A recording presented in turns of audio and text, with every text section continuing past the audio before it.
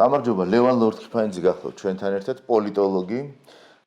ლევან, დიდი მადლობა თქვენი დროისთვის. ჩვენ თემა, რომელზეც გვინდა ვისაუბროთ, ცხადია, უკავშირდება ჩვენი საუბრის ძირითად მიმართულებებს, ეს არის თავდაცვა და უსაფრთხოება, თავდაცვა და უსაფრთხოება რეგიონში, მთლიანად სამყაროში.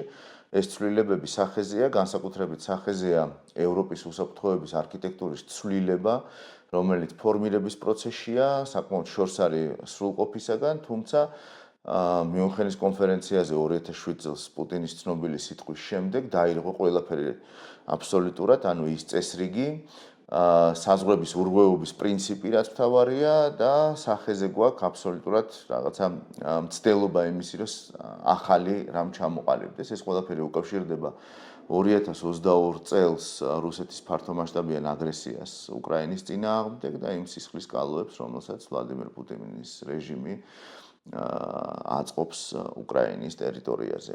ლევან, კიდევ ერთხელ მოგესალმები და დავიწყოთ აი ამ ცვლილებით, რა გვაქვს სახეზე.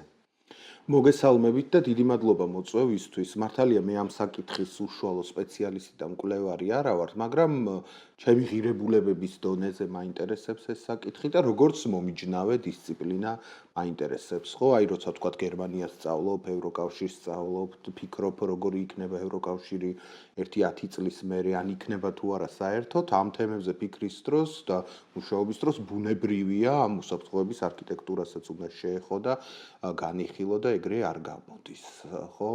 და ეს უსაფრთხოების არქიტექტურა თქვენ სწორი ბრძანეთ, აი დრამატულად იცვლება, მე ვფიქრობ, რომ მთლიანად სამეცნიერო საზოგადოებაც და პოლიტიკური საზოგადოებაც შოქშია, იმიტომ რომ ადამიანები მიჩვეულები იყვნენ, რომ აი ცივი ომი დასრულდა, რუსეთში არეულობა 90-იანი წლები გახსოვთ თქვენ როგორი იყო, ვერ იფიქრებდნენ რომ ესე მალე თქვათ ის კვლავ აგრესიულ აქტორად ჩამოყალიბდებოდა, ამიტომ აი ამ უსაფრთხოების თვალსაზრისით ნაკლებს ფიქრობდნენ, დაფინანსებაც ნაკლები იყო, პრიორიტეტიც ნაკლებად ენიჭებოდა თქვათ ევროპის სახელმწიფოებში.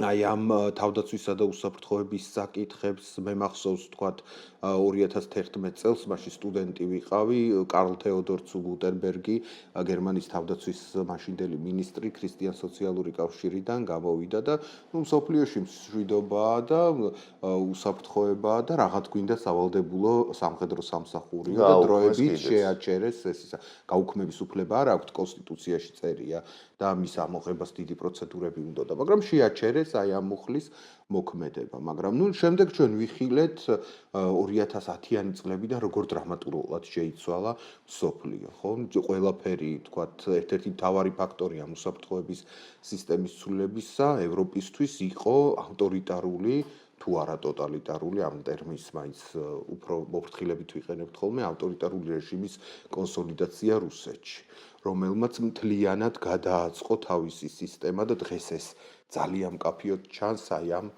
მილიტარულ ეკონომიკაზე, მილიტარულ საგარეო პოლიტიკაზე, ძალაზე, ძალის მნიშვნელობაზე, ხომ? და აი ამან თქვათ პირველი ბზარი შეიტანა აი ამ უსაფრთხოების არქიტექტურაში, ხომ? ამას დაემატა თქვათ შეერთებულ შტატებშიც უკვე ულტრაკონსერვატიული ტენდენციების გაძლიერება და ხელისუფლების სათავეში ჯერ 2016 წელს და მერე ეხლა 24 წელს აი ეს ტრამპისტული მაგა მოძრაობის მოსვლა, რომელმაც თქვა რომ მე არ დავხარჯავ ფულს სხვა ქვეყნების უსაფრთხოებაზე, მე ვიზრუნებ ჯერ ამერიკაზე, America First, ხო გქონდათ ეს ისა და მერე დანარჩენებზე ვიბრძოლებთ, ხო? ანუ ეს მეორე აქტორი შემოვიდა, რომ ის ფარი, რომელიც ევროპას ჰქონდა, თქვათ, მეორე მსოფლიო ომის შემდეგ შეერთებული შტატების სახით და ეს ფარი სასარგებლო იყო შეერთებული შტატებისთვისაც. დღეს ისე ამბობენ, რომ თითქოს ევროპას მხოლოდ სამადლოდ უკეთებდა ამ საქმეს შეერთებული შტატები, იყო ეს გამალებული შეიარაღება და ტერიტორიას, შეხების წერტილებს, საზღვრებს ძალიან დიდი მნიშვნელობა ჰქონდა თვითონ შეერთებული შტატებისთვისაც და საბჭოთა კავშირისთვისაც, ხომ? და ამიტომ აი ესეც უსაფრთხოების არქიტექტურას მთლიანად შლის და სხვა რელსებზე გადაყავს და შემოვიდა უკვე განუზომლად გაიზარდა მას შემდეგ რაც თქვათ აი ეს ძიანძემინის მმართველობა იყო 10-იან წლებში, მე 2000-იან წლებში და 10-იან წლებში წინტაოში განუზომლად გაიზარდა ჩინეთის როგორც ტექნოლოგიური, ეკონომიკური აქტორის მნიშვნელობა და უკვე უსაფრთხოებას ეკონომიკის გავლით ევროპაში თქვათ საფრთხე შეუქმნა ჩინეთმა, იმიტომ რომ იცით თქვენ ახლა ჩემზე ასჯერ უკეთესად რა მნიშვნელობა აქვს ტექნოლოგიების გამოყენებას თანამედროვე თქვათ სამხედრო ინფრასტრუქტურაში. და აი ამ სამივე მხრიდან შეტევამ ეს ევროპის ასე თქვათ ლიდერები დააფიქრა იმაზე, რომ ისე ვეღარ გაგრძელდება როგორც აქამდე იყო. და ყველაფერი რაღაც შესაძლელია.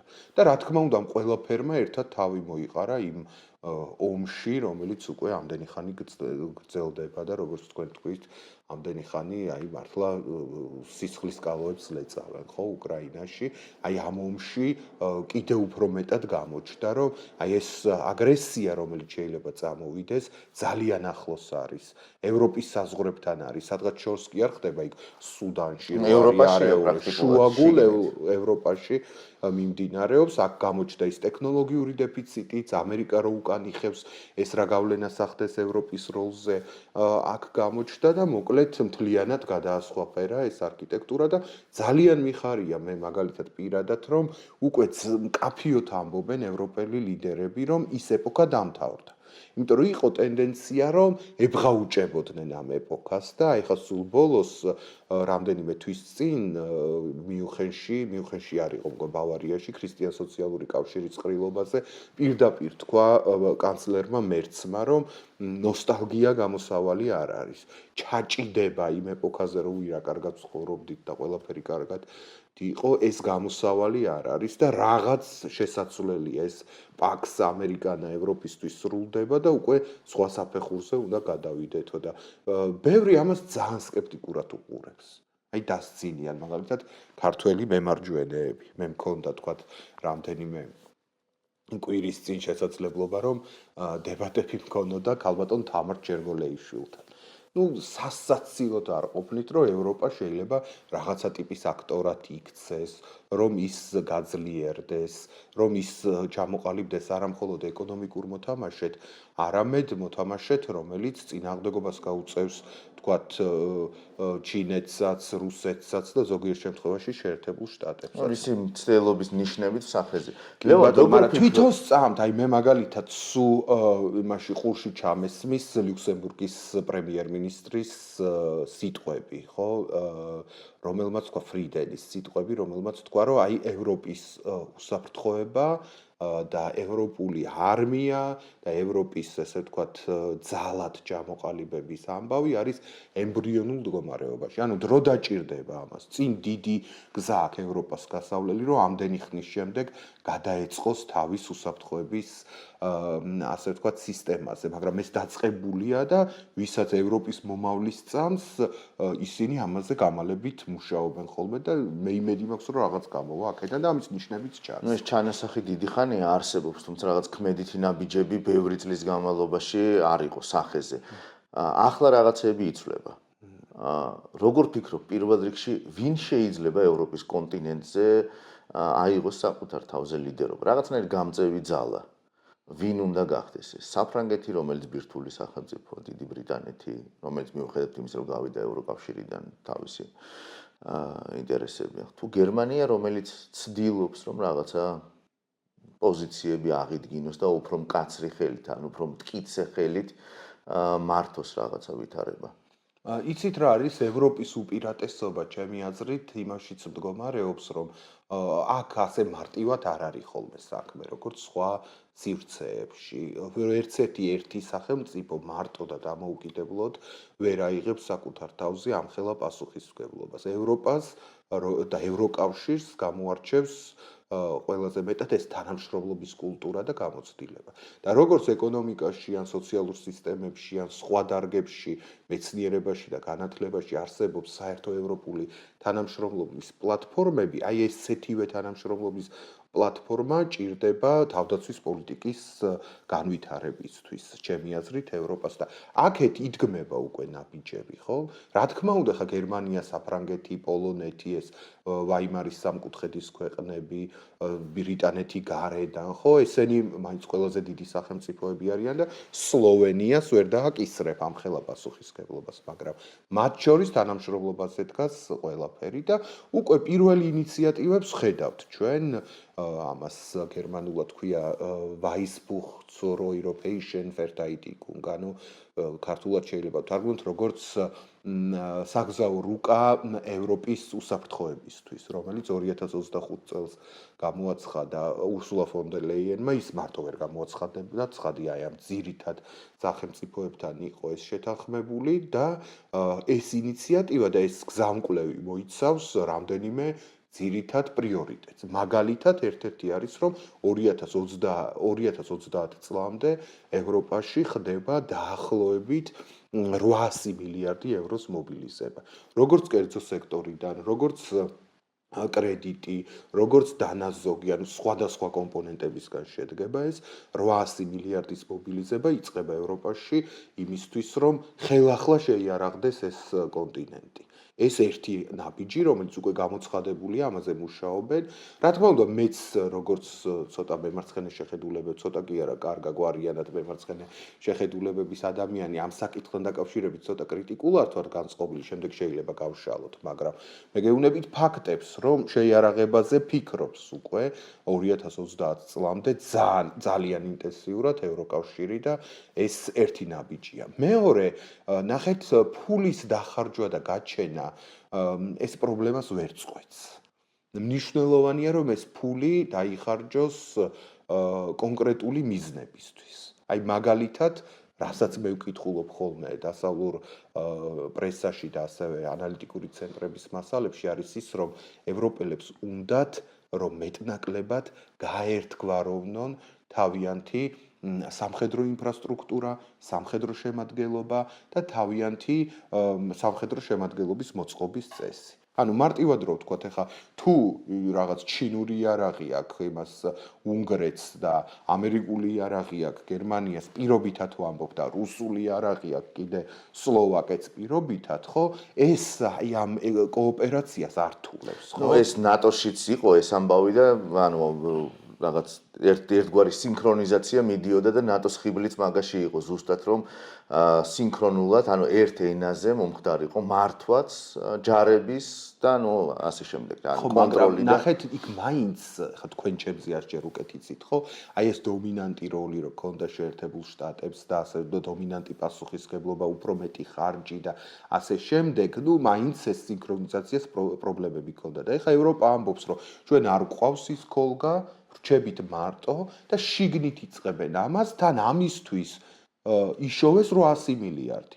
ანუ წარმოიდგინეთ რა ტიპის განსხვავებაა ხო ამ სინქრონიზაციის ტემპებსა და პროცესებს შორის. მოდი მივყვეთ, ხო, რაღაც საწყისი ეტაპი 2011 აღნიშნეთ თქვენ როცა გაწვევის პროცესი შეჩერდა და ახლა მე მგონი 2026-დან 26-27-ში უკვე დაუბრუნდებიან ისევ იმ წეს, ანუ გაწვევით. რა იცვლება აი ამ მიმართებით? მოდი მაქედან დავიწყოთ ჩვენი საუბარი და მივიდეთ ახლა გაწვევიდან მივიდეთ ბოლოს რაღაც სამხედრო სამრეწველო კომპლექსებზე, ხო? ანუ კი ბატონო. დრონების წარმოებაზე, ტექნოლოგიებზე, რეინმეტალზე და ნუ ასე შემდეგ რა. სხვათა შორის ამ 800 მილიარდ ევროზე ასევე ჩადებულია დათქმები, რაში უნდა დაიხარჯოს, აი ამ თემას დაუბრუნდები თქვენი შეკითხვის კვალ და კვალ, ხო? და არის სწორედ ის სფეროები დასახელებული, რომელშიც მე ვერ ვერკვევი, მაგრამ ნუ რო წაიკითხავ ხო ჩანს, თქვა დრონების წარმოება, აი ამ თანამედროვე ტექნოლოგიების ინტეგრირება ჯარში, ამაში უნდა დაიხარჯოს артиლერია, თავდაცვის სისტემები და ასე შემდეგ. ასე რომ აი ეს მოდერნიზაციას აძლევს ეს ახალი თანხა ძალიან დიდ ფიცქს. ეხლა დაუბრუნდეთ გერმანიას და გაწვევის ამბავს, ხო? 2011 წელს შეაჩერეს, როგორც თქვენ ბრძანეთ და დღეს მიიღეს რაღაცა ხან შვედურ მოდელს ეძახიან ამას, ხან სხვა სახელს გამოუძებნიან ხოლმე მოდელი გაწვევისა, რომელიც სავალდებულო სამხედრო სამსახურს არ გულისხმობს, მაგრამ სახელმწიფოს აქვს დაწესებული ლიმიტი, რამდენი ადამიანი უნდა იყოს პირად შემადგენლობაში, ხო? და გერმანიაში ამბობენ რომ თუ ამ ლიმიტს ვერ მივაღწევთ 280 260,000-ზე არის. მოდი ისიც აღვნიშნოთ რომ ამჟამად სახეზე არის სადღაც 191-დან 184,000-მდე და არის დრამატული შემცირება 2011 წლის მერე. მარტო გაწევა კი არ შეაჩერეს, მათ უკვე ხალხი წავიდა ბუნდესვერიდან და შემცირდა გადინება პროცესი იყო სახეზე. ეხლა აქვთ ლიმიტი ეს 260-280,000 ხალისი ამბობენ.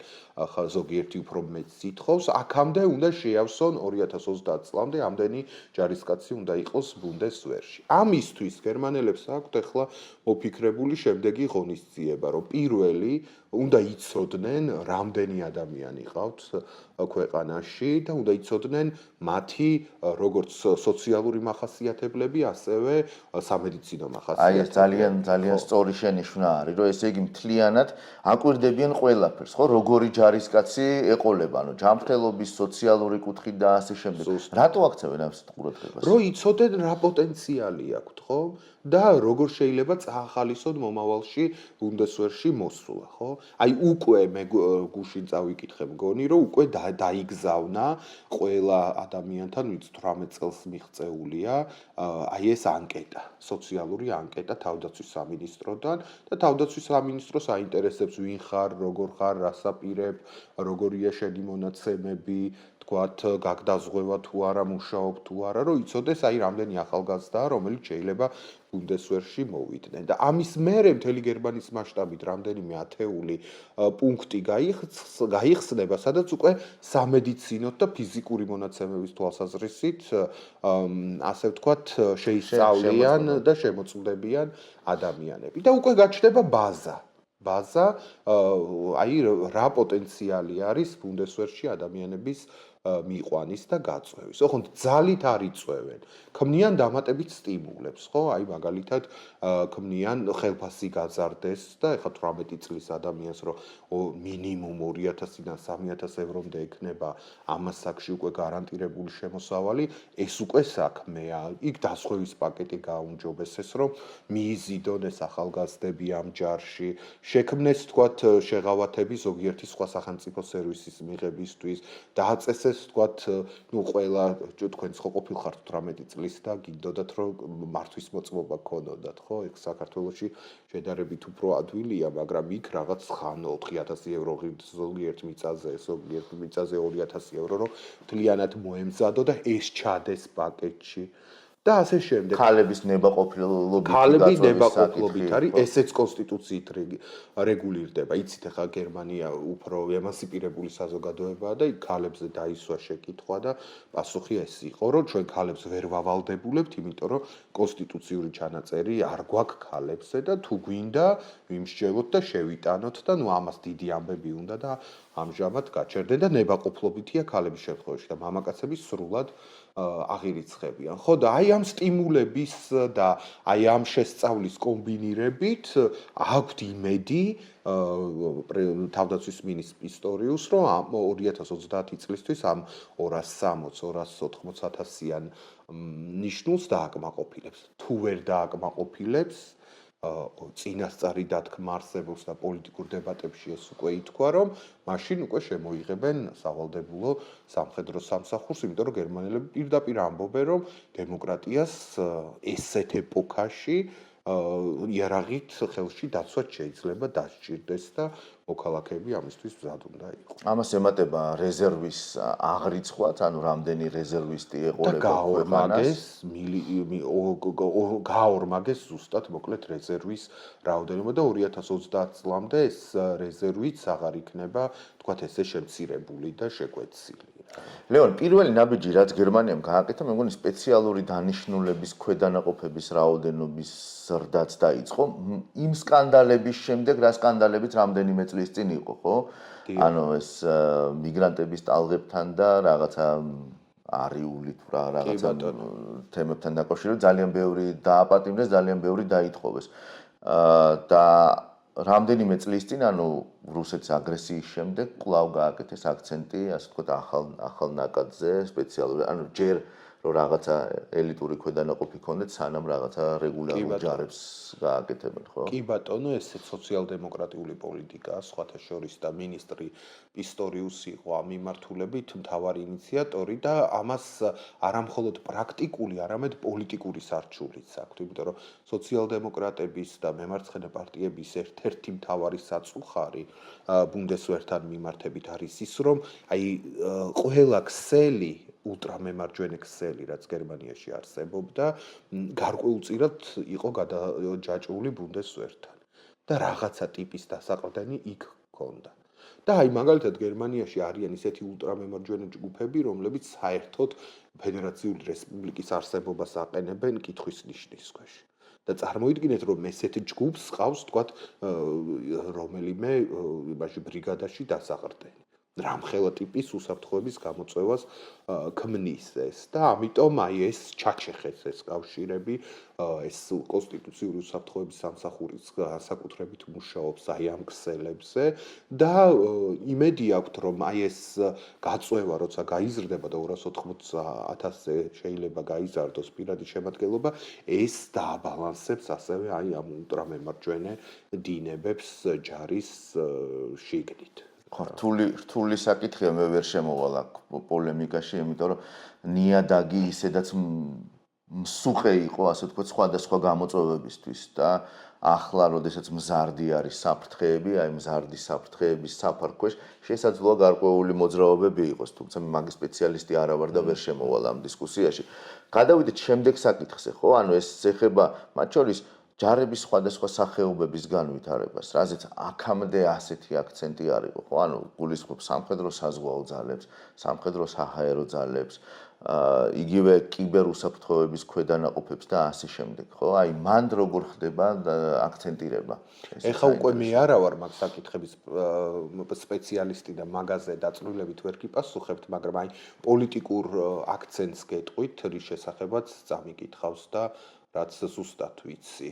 ხო, მთავარი გამოწვევა კიდევ ერთი ბუნდესვერის იყო ჩამორჩენილობა. აი პირდაპირ წერდა გერმანიაში არის სპეციალური თანამდებობა კანცლერის აპარატში ბეაუფტრაგტი, ან პასუხისმგებელი პირი ჯარზე, მის უფლებებზე, იქ არსებულ მდგომარეობაზე და ამ ქალმა პირდაპირ თქვა, რომ საშინლად მოსაწყენი არის ჯარში ყოფნა და იმიტომ გადის ხალხი. ეხლა არავინ არ ელის იქ, რომ კლოუნები დახვდებიან და გართობა იქნება, დისნეილენდი არ იქნება, მაგრამ ხო უნდა იყოს მიმზიდველი ეს სამსახური, ხო უნდა კონდეს შეგრძნება, რომ რაღაც ძალიან მნიშვნელოვანს აკეთებ და ხო უნდა კონდეს ნორმალური გარემო და ხომ უნდა კონდეს თანამედროვეობასთან კავშირი. აი ეს თანამედროვეობასთან კავშირი იყო გაწყვეტილი და ეხლაც არის გაწყვეტილი ბუნდესვერში, იმიტომ რომ ნუ იმაზე შეგვიძლია ცალკე ვისაუბროთ, რომ საშინელი ინფრასტრუქტურა აქვს გერმანიის კვალობაზე ბუნდესვერს, ხო, ყაზარმები ზოგიერთი არ ვარ, იქ წყალი ჩამოდის, იქ მაცივარი არ აქვს, საშინელი პირობები, მაგრამ აი აქ შეგვიძლია ჩვენ მთავარი აქცენტი გადავიტანოთ იმაზე, რაც თქვენ თქვით, თანამედროვე ტექნოლოგიების არარსებობა. როცა ჩვენ ხედავთ, თქვათ, დღეს უკრაინაში ომის გარკვეული ნაწილი მიმდინარეობს ჯოისტიკებით და დრონებით და ხელოვნური ინტელექტის გამოყენებით და სხვა მსგავსი მეთოდების გამოყენებით და შენ რო ხარ ჩარჩენილი მეორე მსოფლიო ომის დროინდელ რაღაც მიდგომებში, ხო, ეს იწვევს აი ამ განზიდულობას ახალგაზრდულ სეგმენტში. ამიტომ, ნახეთ, გერმანიამ თავის მხრივ უკვე აიღო ვალი თვითონ ქვეყანამ ამ საკითხით მოვიდა, თქვათ, ახალი კოალიცია გერმანიის სათავეში, 500 მილიარდი ევრო არის აღებული ვალი, ნუ რა თქმა უნდა იქ დაიხარჯება რაღაცა კლიმატის ცვლილებაზე, სოციალურ ინფრასტრუქტურაზე და ასე შემდეგ, მაგრამ ამ აღებული კრედიტის მნიშვნელოვანი ნაწილი მიმართული იქნება თანამედროვე ტექნოლოგიების დანერგვაზე ბუნდესვერში. რომ ბუნდესვერი აღარ იყოს ჩამორჩენილი, კონდეს აი ეს დრონების, სხვა მსგავსი ტექნიკის გამოყენების საშუალება, დაცული იყოს ის კომპიუტერული სისტემები და ქსელები, რომელზეც ბუნდესვერი არის დაფუძნებული და რაც მთავარია, ინდუსტრიაში, სამხედრო ინდუსტრიაში მოხდეს ჩინური ან ამერიკული ელექტრონული ტექნოლოგიებისგან დაცული ახალი, ავთენტური, ევროპული ტექნოლოგიები. ტექნოლოგიების დანერგვა, ხო? ანუ ნახეთ, დღეს ევროპაში ძალიან პოპულარულია ესეთი იდეები. უწოდებენ ამას თქვათ ევროპულ პატრიოტიზმს, ან უწოდებენ ევროპის სტრატეგიულ დამოუკიდებლობას, ხანდახან უწოდებენ ამას ევროპის სუვერენიტეტს.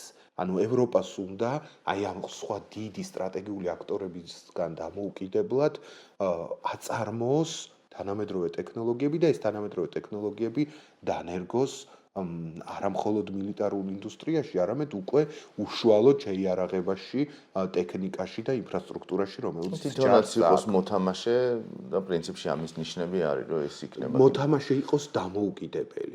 შეიძლება ეხლაც არის მოთამაშე კარგი ამერიკასთან თანამშრომლობა, ხო? იყოს მათ გარეშეც შეეძლოს ისეთი ტექნოლოგიის წარმოება, რომელიც არ იქნება დაშენებული ჩინურ ან ამერიკულ ან სხვა რაღაც ბაზისზე, რომ აი ეს ინფორმაცია დაცული იყოს და ეს ქსელები დაცული იყოს. განსაკუთრებული აქცენტი ერთ-ერთი იქნება აუცილებლად ჰაერსაწინააღმდეგო თავდაცვაზე, მიუხედავად იმისა, რომ გერმანიას აქვს ძალიან კარგი სისტემები, რომელსაც უკრაინაც ძალიან ეფექტურად იყენებს. ახლა მაინც აი ეს მიუნხენის აეროპორტში და სხვა დიდ ქალაქებში რუსული უპილოტო საფრენის საშუალებების ბოგინის აღსაკვეთად გაცილებით დაიხვეწება ეს ყველაფერი. ბირთვულ საკითხზეც მინდა თქვენი ყურადღება გავამახვილო და აი აქ იცვლება თუ არა მიდგომა, იმიტომ რომ გარკვეული განცხადებები მედიაში ჩვენ ვნახეთ და რა შეგიძლიათ რომ გვითხრათ ამასთან დაკავშირებით? აი მაგალითად მე ძალიან კრიტიკულად ვარ განწყობილი საფრანგეთის პრეზიდენტ ემანუელ მაკრონის მიმართ, ხო ძალიან ნერვიულობს ამაზე თვითონ მაკრონი ალბათ, მაგრამ ძალიან კრიტიკულად ვარ განწყობილი მის საშინაო პოლიტიკა, საშინელება კატასტროფა არის, თქვათ სოციალური თვალსაზრისით და ასე შემდეგ, მაგრამ ემანუელ მაკრონი არის ვნებიანი პანევროპელი, ხო? ანუ ადამიანი, რომელსაც წამს, რომ ევროპას შეუძლია, რომ გახდეს სუვერენული, ავტონომიური სტრატეგიული მოთამაშე. შესაბამისად, თვითონ მაკრონს აქვს უამრავი ინიციატივა, ზოგი ღიად გაცხადებული საუნივერსიტეტო შეკრებებზე და საერთო ევროპულ კონცეფციაზე საუბრის დროს, ზოგი თქვათ ბილატერალურ ურთიერთობებში, გერმანია-საფრანგეთის ურთიერთობებში და მისი აზრით და მისი ხედვით მომავალი ასეთია, რომ ეს ატომური ფარი, ბირთვული იარაღის ფარი, რომელიც ევროპას უნდა ჰქონდეს, საფრანგეთის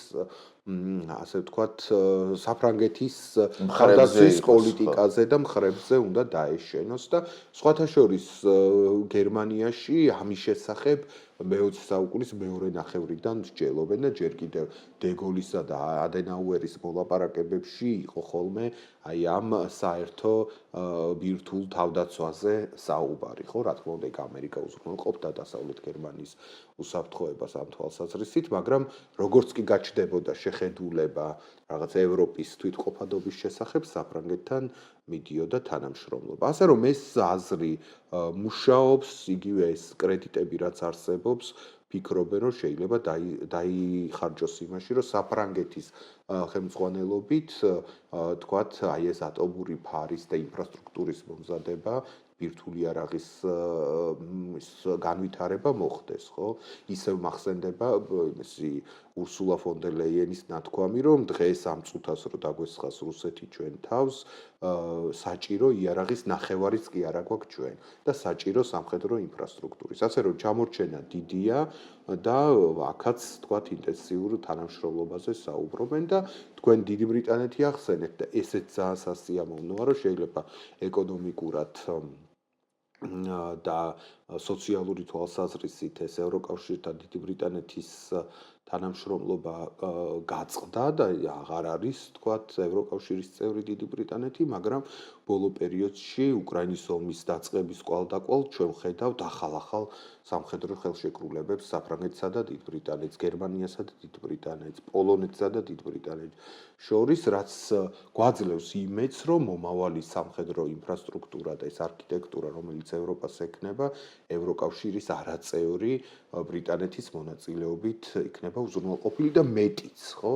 იგივე ევროპის სუვერენიტეტზე საუბრის დროს ევროპელი ლიდერები ამახვილებენ ყურადღებას, რომ ჩვენ უნდა ვითანამშრომლოთ ყველა იმ ძალასთან, რომელიც იდეოლოგიურად ღირებულებითი თვალსაზრისით ჩვენთან არის, ხო? აი თქვენ გემახსოვრებათ დავოსში კანადის პრემიერ-მინისტრის გამოსვლა, ხო? ეს კანადის პრემიერ-მინისტრის ორიგინალური აზრი არ ყოფილა, რომ პატარა და საშუალო სახელმწიფოების დიდი ალიანსი შევქმნათ. ეს იდეა ევროპაში დიდი ხანი არსებობს და აი ამ თავდაცვის კონტექსტშიც კანადასთან, ავსტრალიასთან, იმიტომ რომ აი ამ პაციფიკ ხო წყნარ ოკეანეს დიდი მნიშვნელობა აქვს ეკონომიკურადაც და სამხედრო თვალსაზრისითაც ყველა ამ სახელმწიფოსთან რაღაც მჭიდრო თანამშრომლობაზე მსჯელობა მიმდინარეობს. ჩვენ თვალს ვადევნებთ იმ პროცესებს, რომელიც მიდის კონტინენტზე, ცხადია, იგივე მაგალითად ახალი ტანკების კონცეფციაზე მიდის ძალიან აქტიური მუშაობა, დაიწყეს კიდევაც საფრანგეთმა და გერმანიამ რაღაც ერთობლივი მანქანების გამოშვება, ასეთი.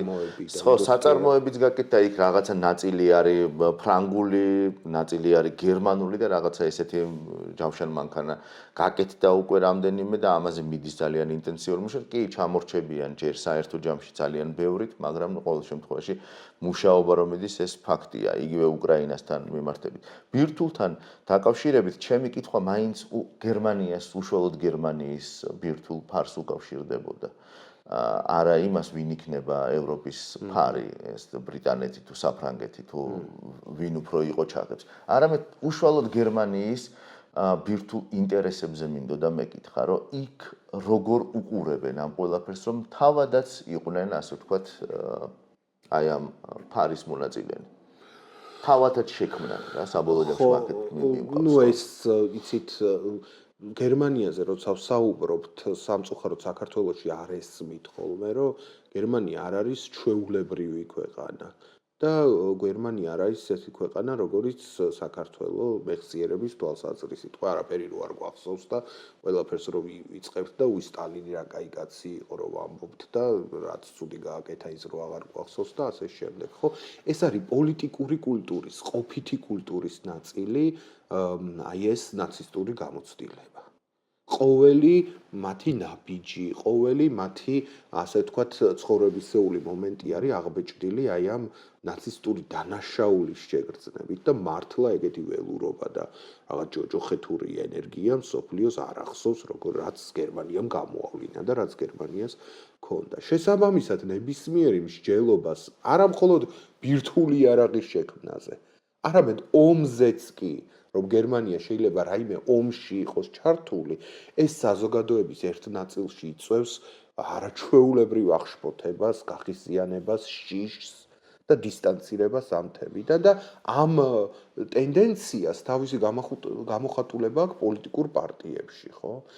ეს ერთი საკითხი და მეორე, თანამედროვე გერმანიის პოლიტიკური სისტემა ჩამოყალიბდა ბევრი სხვადასხვა მოძრაობის საფუძველზე, მაგრამ ერთ-ერთი ყველაზე დიდი მოძრაობა, რომელმაც გერმანიას უამრავი პოლიტიკოსი, მრავალი პოლიტიკური ღირებულება, მრავალი პოლიტიკური ის მიცა რა ქვია ინსტიტუტი მისტური მოძრაობა. აი GDR-ი გაათავისუფლეს პაციფისტებმა, თქვათ 70-იან და 80-იან წლებში პაციფისტები იყვნენ მოწინავე ძალა და ესეთ ქვეყანაში ბირთვული იარაღის შექმნაზე საუბარი კი არა ბირთვულ ენერგიაზე თქვეს უარი აი ამ იმითი რა ქვია შლეიფიდან გამომდინარე. ამიტომ არის რომ ყველაფერს ამისამართებენ, რომ თვითონ მარტო არა იყონ პასუხისმგებლობა, რომ ის ძველი ქიმერები არ გაცოცხლდნენ. ამიტომ ყველაფერს ამისამართებენ გერმანელები საერთო ევროპულ დონეზე და ამბობენ, რომ მარტო ჩვენ კი არ გავაკეთებთ. გავაკეთებთ აგერ ჩვენს პარტნიორებთან ერთად, რომ ჩვენ არ გაგვექცეს და ის რაღაც ძველი ამბები არ ძალიან საინტერესო თემას მიუახლოვდით, რაც ვერ აღწდებოდა ვერანაირად. ცხადია. გერმანელები მონაწილეობდნენ ბოლო პერიოდში ნატოს ოპერაციებში, მათ შორის KFOR-ში, ბალკანეთის ტერიტორიაზე, რომლის დაქვემდებარებაშიც იყო ქართული ქვედანაყოფები, ქართული ასეულები. გერმანელები მონაწილეობდნენ ავღანეთში, ISAF-ის ოპერაციაში და პოსტ-ISAF-ის ოპერაციაში, რომელთა დაქვემდებარების ქვეშ ასევე იყვნენ ქართველები. საკმაოდ სოლიდური შემადგენლობით და ანუ მე აი ამ ორი ქვეყნის რაღაცა გადაძახილზე და მჭიდრო თანამშრომლობაზეც მინდა რომ გკითხო, თუმცა მანამდე იქნება გაგვიზიარო აზრი როგორ უყურებენ აი ზუსტად იარაღით დაცვის პრინციპს დღევანდელ ქვეყანაში, დღევანდელ სამყაროში, ხო? ანუ რაზეც მთელი აი დრო დაუთმეთ რასაკითხებისზე მსჯელობასაც, ხო? ანუ ეს არის რომ 191.000-დან გაზარდონ 270.000-მდე, გაიზარდოს ბიუჯეტი, მთლიანი შიდა პროდუქტი დაიხარჯოს 2%-ზე მეტი ავიდეს 5-მდე, იქ რეინმეტალმა გაცილებით მეტი გააკეთოს სამხედრო სამრეწველო კომპლექსები, უფრო ამოქმედდეს, აგუგუმდეს სამხედრო ინდუსტრია, მიმზიდველი გახდეს ჯარში სამსახური, ქალებით შევიდნენ, შეუერთდნენ სპეცდანიშნულების ქვედანაყოფ არ იწვევს ეს შეშფოთებას რა თქმა რიგით უნდა გერმანიაში. ჯერ რადგან ესეთი ფორმატი გვაქვს, მაინც რამდენიმე ამბავს კიდევ მოგიყვებით, აი თქვენ ბალკანეთის ოპერაცია ახსენეთ და ნუ ერთი შეხვედით, ვინც არ არის სპეციალისტი, ის იტყვის, რომ აი გერმანელები მონაწილეობდნენ, მაგრამ რის ფასად მონაწილეობდნენ. აი მაგალითად ყველა თან უახლეს ისტორიის წიგნში შეტანილი არის სურათი, როდესაც მაშინდელი საკარეო საქმეთა მინისტრი იოშკა ფიშერი ზის პარტიის ყრილობაზე, მწვანეთა პარტიიდან იყო იგი და სახეზე აქ ჩამოყვენთილი ეს საღებავი, ხო? ანუ ის ყრილობა ჯერ გაგრძელდა ორჯერ დიდხანს, ვიდრე უნდა გაგრძელებულიყო. მიმდინარეობდა უდიდესი ხმაურით და ბოლოს საღებავი შეასხეს სახეში, მხოლოდ იმიტომ, რომ იოშკა ფიშერმა თქვა, რომ გერმანია ამ ბალკანის ოპერაციაში უნდა ჩაერთოს, ხო? ანუ ეს ყველა მონაწილეობა, რაც თქვენ ახსენეთ, ხდებოდა ძალიან დიდი შიდა განხილვების, დუღილის და უმწვავესი კონფლიქტების ფონზე. ან იგივე თქვენ ახსენეთ ავღანეთის ოპერაციაში მონაწილეობა, მაგრამ ამას წინ უძღოდა, თქვათ, ძალიან დიდი დაპირისპირება, თქვათ, გერჰარდ შრიოდერსა და ბუშის ადმინისტრაციას შორის და დებატები სხვადასხვა პლატფორმებზე. იგივე ერაყის ოპერაციაში იცით, რომ რამდენად კრიტიკული იყო გერმანისა და საფრანგეთის პოზიცია და ასე შემდეგ. ანუ რაც თქვენ ჩამოთვალეთ, ის ხდება აი ამ ძალიან ბევრი სირთულის ფონზე და ბუნებრივია აი ამ სამხედრო ბიუჯეტის ზრდას, ამისთვის კრედიტების აღებას, ერთგვარ რემილიტარიზაციას ძალიან დიდი შეშფოთებით ხვდებიან გერმანელები და ნაწილობრივ მე ამ შეშფოთებას ვიზიარებ, იმიტომ რომ ეს ხარჯები, ეს დანახარჯები, ეს პოლიტიკის ცვლილება, რა თქმა უნდა, არტყამს ძალიან ძველ ტრადიციულ სოციალურ ინსტიტუტებს, რაც გერმანიაში არსებობს. ეხლა წარმოვიდგინეთ ევროპული სოციალური სახელმწიფო, რომელსაც ერთის მხრივ ასე ვთქვათ, ძალიან დიდი ტვირთი აქვს საკუთარ თავზე აი ამ მიგრაციის კრიზისიდან, ფინანსური კრიზისებიდან გამომდინარე და ეხლა კიდე სამხედრო დანახარჯებით აკლდება რესურსები. რა მძიმე დღეში ვარდება ეს სოციალური სახელმწიფო, რომელიც არის მათი ყოველდღიურობის ნაწილი და ისეთივე მნიშვნელოვან ელემენტად მიაჩნიათ თავიანთი ცხოვრების, როგორც პარლამენტი. ხო, ჩვენ ხო არ წარმოგვიდგენია, კი წარმოგვადგენინეს ვიღაცებმა, მაგრამ არ წარმოგვიდგენია ცხოვრება პარლამენტის გარეშე, ხო, ეს ინსტიტუტი უნდა არსებობდეს. ახლა ფაქტია, რომ მის გარეშე ვართ. ხო, და აი ესეთივე აუცილებელ ინსტიტუტად მიაჩნიათ იქ ის, რა ქვია, სოციალური სახელმწიფო და ეს იღვენთება და ამას აკლდება ბევრი რამ ამ სამხედრო საკითხებიდან გამომდინარე. და მეორე თემა, რაც ყველაზე მეტად აღელვებთ გერმანელებს, იცით, კრიტიკულად განწყობილ გერმანელებს. რა თქმა უნდა, ესმით, რომ ომია, დაცვა საჭირო, მაგრამ ნახეთ, აი ეს მსხვილი კაპიტალი, მსხვილი კორპორაციები ცდილობენ, რომ ქურცს რა უნდა და ბნელი ღამეო. ისარგებლონ ამ ვითარებით და ამ მილიტარიზაციის ეგიდით, ან სამხედრო ბიუჯეტის გაზრდის ეგიდით სხვა სფეროები ჩაჩეხონ, უამრავი მუშა გაათავისუფლონ, უამრავი ადამიანი სხვა სფეროებში უმუშევრად დატოვონ და ასე შემდეგ და ესეც დიდ კონფლიქტებს იწვევს, იმიტომ რომ აი მთელი პოლიტიკური ეკონომიის გადაწყობა უნდა ამ სამხედრო რელსებზე და სხვა კრიტერიუმების დავიწყება და ესე მარტივად ვერ მოხდება და ამას წინააღმდეგობა შეხვდება ადგილობრივ საზოგადოებაში. თუმცა მეორე მსოფლიო ომის შემდეგ რომ გარკვეულწილად უსაფრთხოდ იყვნენ, ალბათ იმის დამსახურებაც იყო, რომ ნატოს წევრები გახდნენ, ხო? 55-დან და დასავლეთ გერმანიაზე მაქვს საუბარი და შემდეგ გერმანიამ გაცვალა, წარმოიდგინეთ, ეს საქართველოში რო ვთქვათ, ცოტა ისე ჟღერს, რა ქვია, ჭექა-ქუხილივით. თავისი ერთიანობა გაცვალა ნატოზე. იმიტომ რომ არსებობდა 50-იან წლებში შანსი, რომ გერმანია ყოფილიყო ნეიტრალური სახელმწიფო და ყოფილიყო ერთიანი. მაგრამ მაშინ ქრისტიან-დემოკრატიულმა კავშირმა თქვა, რომ ეს ბლეფია, ეს ნეიტრალობა საბოლოოდ მაინც მოიტანს აი ამ სტალინიზმის უკანაკარიდან შემოსვლას. ამიტომ ჩვენ გვირჩევნია რომ ქვეყნის გაერთიანება გადავდოთ ცოტა ხნით და აი ამ დასავლურ თანამეგობრობაში ავღმოჩდეთო. ნახევარზე მეტი გაწითლებული იყო უკვე. კი ბატონო და იყო ეს ტენდენციაც. ასე რომ აი ამდენად მნიშვნელოვანი იყო ნატო გერმანიისთვის, მაგრამ ეხლა ხვდებია რომ ის ისე ვეღარ მუშაობს ხოლმე და ამერიკის არჩევნების შედეგებზე არ უნდა იყოს დამოკიდებული ნატოს და თვითონ ევროპული უსაფრთხოების ბედი და ამიტომ აშენებენ აქ შიგნით სტრუქტურებს.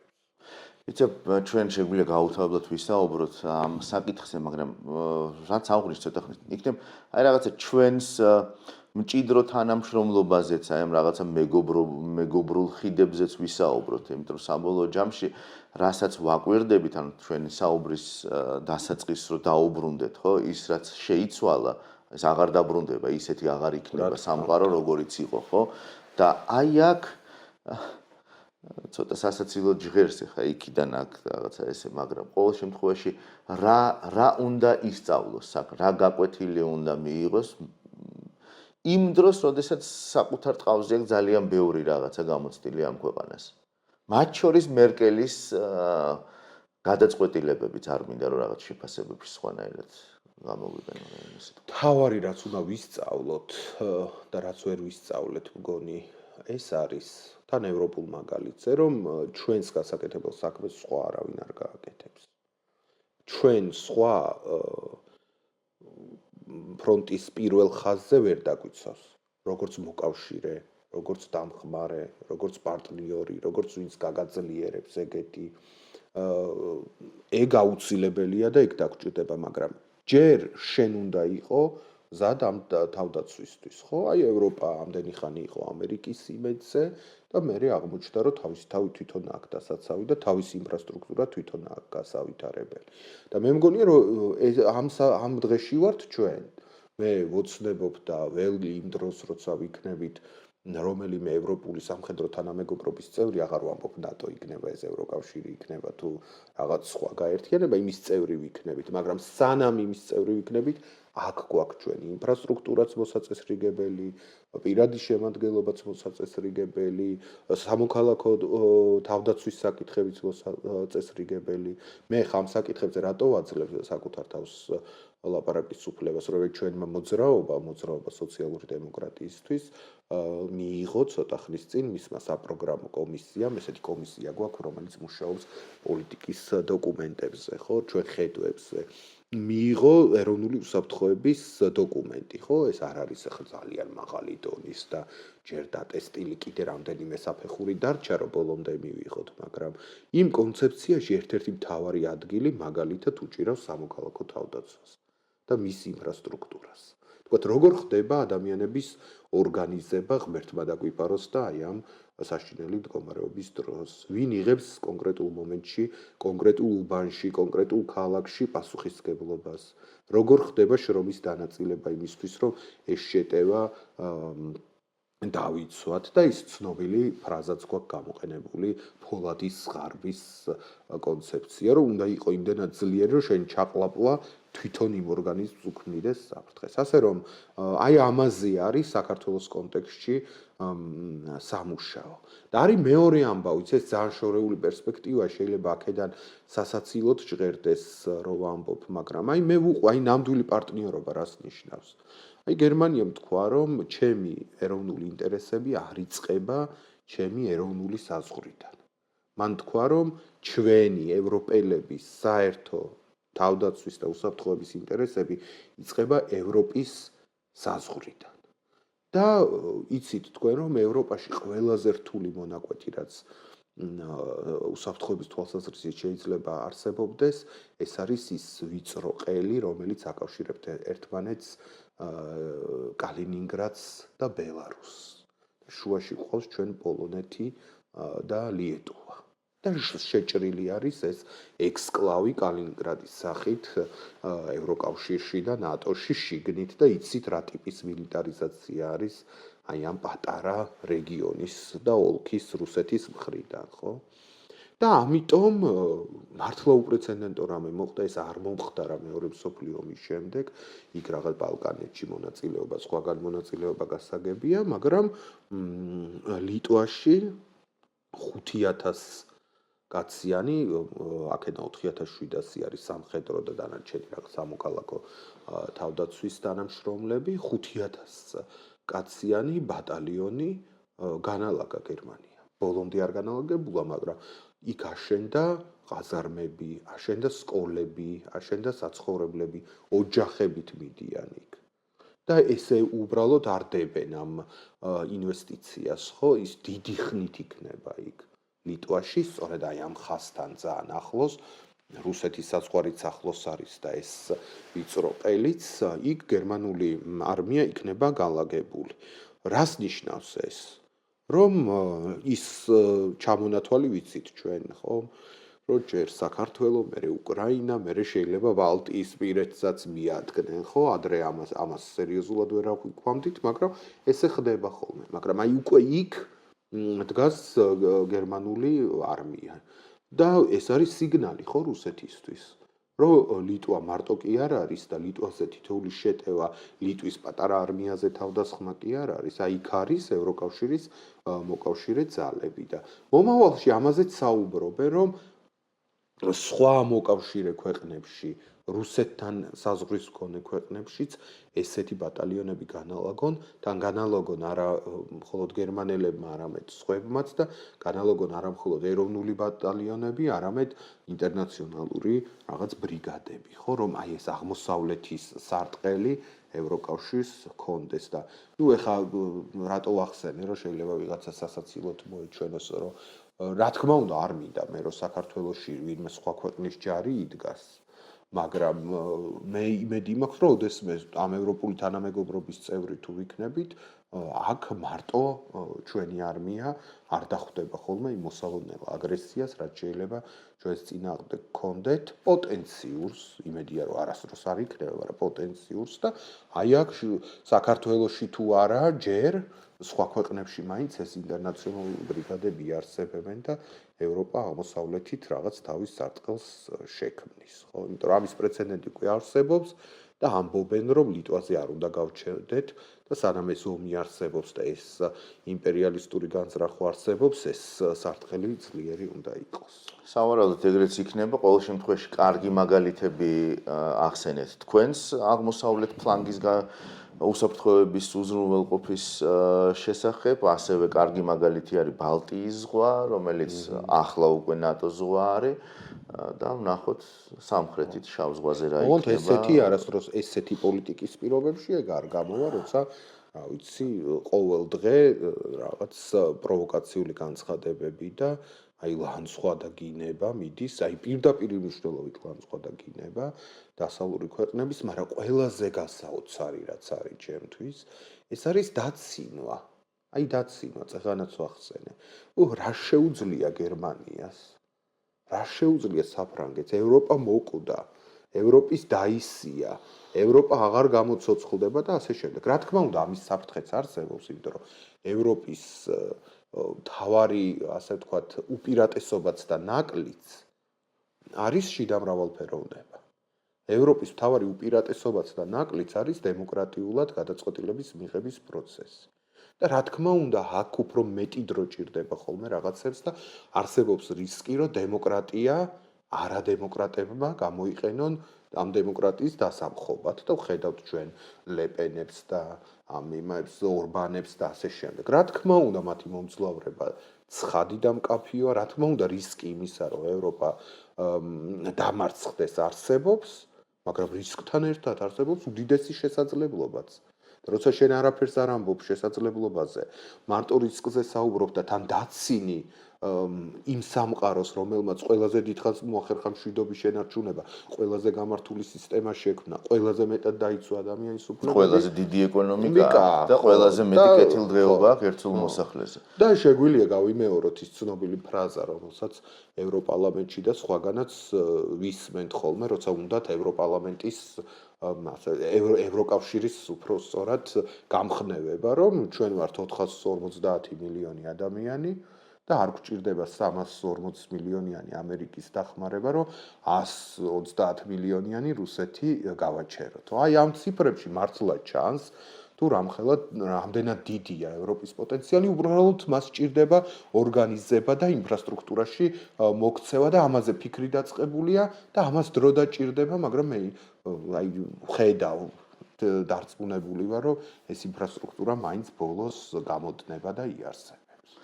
დიდი მადლობა ლევან, დიდი საინტერესო მადლობა. საუბრისთვის. მეც მჯერა, რომ ერთ დღეს საქართველოს აუცილებლად იქნება ამ თანამეგობრობის წევრი, რა თქმა უნდა მოემზადოს, უნდა ყავდეს შესაბამისი ხელისუფალი, აუცილებლად იმისთვის, რომ საკუთარი მოქალაქეების უსაფრთხოებაზე, კეთილდღეობაზე იზრუნოს და ასე შემდეგ. და რა თქმა უნდა, ხედვა უნდა კონდეს ეს ჩვენ ბოლო პერიოდში სამხედრო თვალსაზრისით ძალიან კარგი პრაქტიკა გავიარეთ იმ თვალსაზრისით, რომ ვიყავით ნატოს ოპერაციებში ჩვენს გერმანელ პარტნიორებთან ერთად კოსოვოდან ავღანეთის ჩათვლით და პრინციპში ჩვენ ვიცით ფასი ამ მეგობრობის, ვიცით მათ ენაზე, ანუ ერთ ენაზე მათთან საუბარი, ეს სისტემა ჩვენთვის ახალი არ არის, ანუ სინქრონიზაცია არსებობს და თუ კი ამას ხელს მივაშველებთ, ჩვენ ბევრს არაფერს დავკარგავთ ამ შემთხვევაში. დიდი მადლობა თქვენი დროისთვის. თქვენ.